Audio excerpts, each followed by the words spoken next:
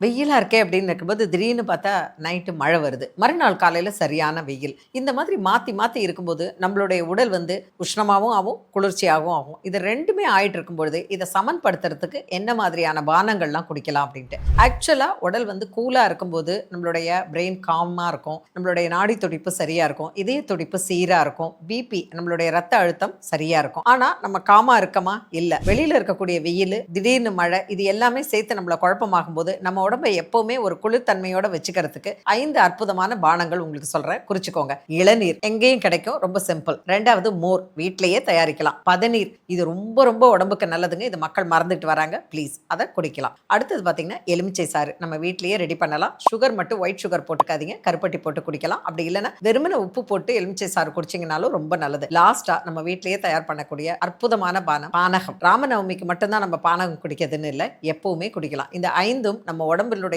உடல்நிலையை சீரா வச்சிருக்கிறது மட்டும் இல்லாம, உடம்புக்கு தேவையான விட்டமின்ஸும் குடுக்கறதுக்கு அற்புதமான பானங்கள் இன்னைக்கே ரெடி பண்ணி குடிங்க.